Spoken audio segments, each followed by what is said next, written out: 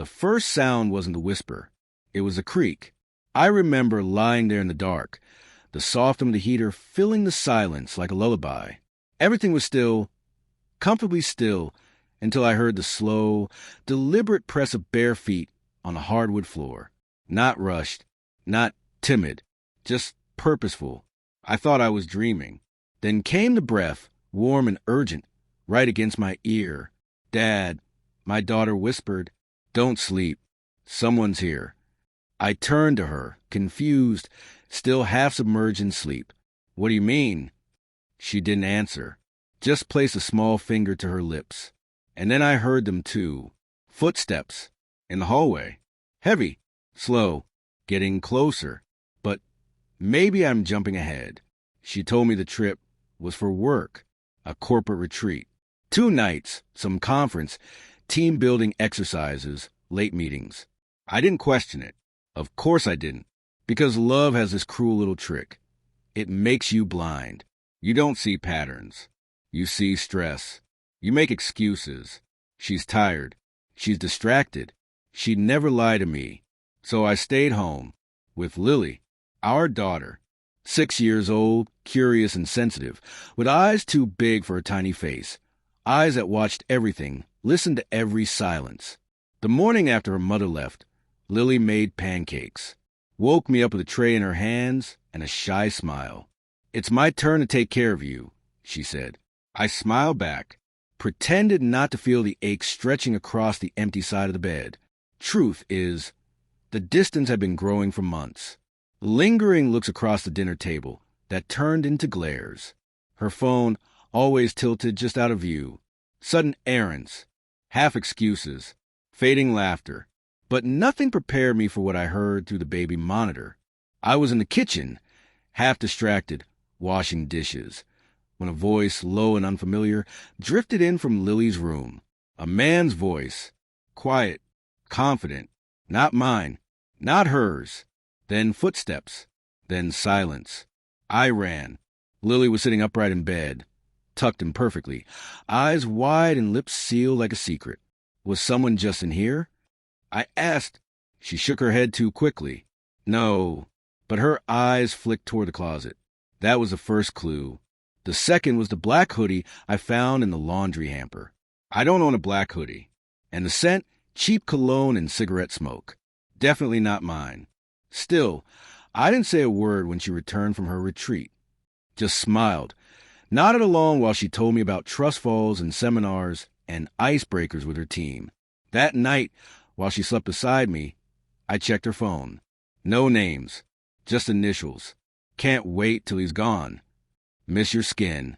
Same time Thursday. There it was. Not just betrayal. Asterisk contempt. Asterisk. But I didn't rage. Didn't scream. I watched. His name was Tyler. Early 30s. Former military. The type who walks into a room already convinced he's the smartest person in it. He thought I was just some soft dad. A pushover. A seat warmer with a job that involved colors and shapes. But I wasn't always a graphic designer. Before the office, before the logos, I wore a badge. Narcotics. I knew how to follow people without being seen. Knew how to gather evidence without leaving fingerprints. Knew how to hunt. So I set the trap, told her I had a business trip, left my car at the airport, took a rideshare home, slipped into the neighbor's garage with a thermoscope and a GoPro. At 10:47 p.m., her headlights appeared. At 11:02 p.m., he walked to the back door, his own key in hand. But I'd rigged the door already.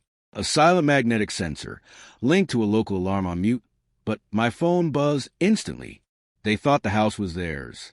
3 weeks later, I told her I knew. Calm, controlled, no shouting, no drama. Just one word, divorce.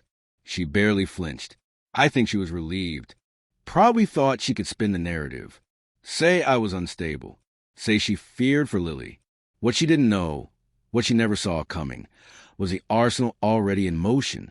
The texts, the photos, the surveillance footage, the recordings, all neatly packaged and already in the hands of my attorney. Her boss, the school board where she volunteered. But that's not what broke her. The night of the whisper did. I was supposed to be gone. That was the plan. But I wasn't. I was on the couch, lights off, phone silenced, doors locked. Lily had been asleep upstairs. Until she wasn't. Someone's here. Footsteps again. I moved like I used to. Fluid, quiet, instinct returning like muscle memory. I grabbed the bat from under the coffee table, melted into the hallway shadows, and waited. He never saw me. I didn't hit him hard, just enough to drop him. I wanted him awake, wanted his eyes open. He groaned on the floor, trying to speak. I pressed the bat across his throat. Say my daughter's name, and I end you. His breath caught. His eyes told me what his words didn't. I know everything, I whispered. And now, so does everyone else. He left crawling. Shattered, not just physically. The next morning the police came. But not for me, for him. Turns out Tyler had a record, assault, and a sealed case involving a minor. My lawyer made sure it didn't stay sealed for long. The judge granted me full custody. My wife didn't fight. She was too busy trying to scrub the dirt from her reputation.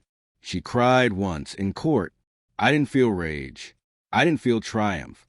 Just pity, because people like her, they never understand the power of silence, of waiting, of watching.